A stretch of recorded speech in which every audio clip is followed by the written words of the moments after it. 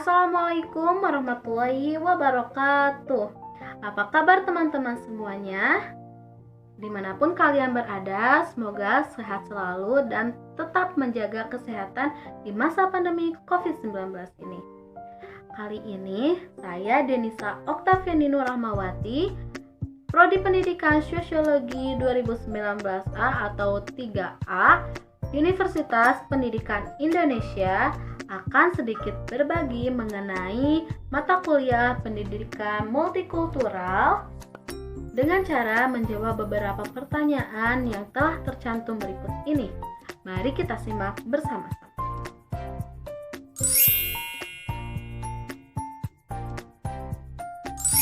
Sejak gerakan hak-hak sipil tahun 1960-an, para pendidik sedang mencoba berbagai cara mengintegrasikan kurikulum sekolah secara lebih baik dengan materi etnis dan berupaya mengubah kurikulum berpusat aliran utama. Hal ini dibuktikan dengan sulitnya merumuskan tujuan sekolah karena adanya berbagai pertimbangan yang kompleks.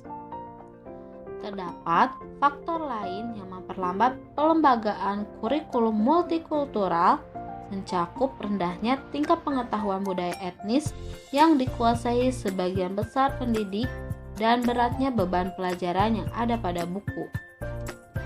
Penting sebagai pengajar memiliki pengetahuan yang mendalam tentang budaya etnis dan juga memiliki pengalaman mengintegrasikan materi, pengalaman, dan sudut pandang etnis dalam kurikulum.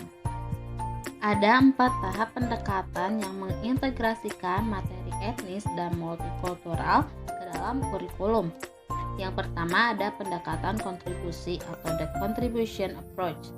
Pendekatan ini adalah satu dari yang paling sering dan paling luas dipakai dalam fase pertama gerakan kebangkitan etnis dan sering digunakan sekolah mengintegrasikan materi etnis dan multikultural ke dalam kurikulum aliran utama. Ciri pendekatan kontribusi ini adalah dengan memasukkan pahlawan etnis dan benda-benda budaya yang khas ke dalam kurikulum. Pendekatan kurikulum memberikan kesempatan pada guru untuk mengintegrasikan materi etnis ke dalam kurikulum secara cepat dengan memberi pengenalan tentang kontribusi etnis terhadap masyarakat dan budaya. Namun, pendekatan ini memiliki beberapa kelemahan yang serius. Yang kedua, ada pendekatan aditif atau additive approach. Pendekatan aditif memungkinkan pengajar untuk memasukkan materi etnis ke dalam kurikulum tanpa restrukturisasi, suatu proses yang akan memakan waktu, usaha, latihan, dan pemikiran kembali dari maksud sifat dan tujuan kurikulum yang substansial.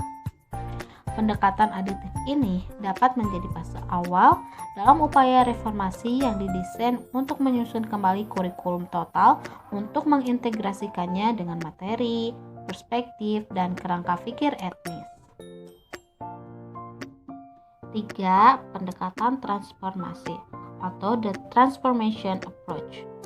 Pendekatan transformasi mengubah asumsi dasar kurikulum dan menumbuh kompetensi siswa dalam melihat konsep, isu, tema, dan problem dari berbagai perspektif dan sudut pandang etnis. Yang terakhir, yang keempat, ada pendekatan aksi sosial atau the social action approach. Pendekatan aksi sosial mencakup semua elemen dari pendekatan transformasi, namun menambah komponen yang mempersyaratkan siswa membuat keputusan dan melakukan aksi yang berkaitan dengan konsep, isu, atau masalah yang dipelajari dalam unit. Tujuan utama dalam pendekatan ini adalah mendidik siswa melakukan kritik sosial dan perubahan sosial dan mengajari mereka terampil membuat keputusan. Tujuan utama dari keempat pendekatan ini adalah menyiapkan para peserta didik untuk memiliki pengetahuan, nilai, keterampilan bertindak, dan berperan aktif dalam perubahan sosial. Dalam pendekatan kali ini, guru berperan sebagai agent of social change atau perubahan sosial yang meningkatkan nilai-nilai demokratis, humanis, dan kekuatan siswa. Tahapan yang cocok untuk dilakukan di jenjang persekolahan saat ini menurut saya yakni tahapan pendekatan transformasi, yaitu mengubah asumsi dasar kurikulum dan menumbuh kompetensi siswa dalam melihat konsep, isu, tema, dan problem dari berbagai perspektif atau sudut pandang etnis, apalagi jika di dalam diri mereka telah tertanam nilai-nilai budayanya, sehingga mereka dapat berkompetensi, beradu argumen, dan mulai berani melihat sesuatu dari perspektif yang berbeda. Sekian yang dapat saya sampaikan.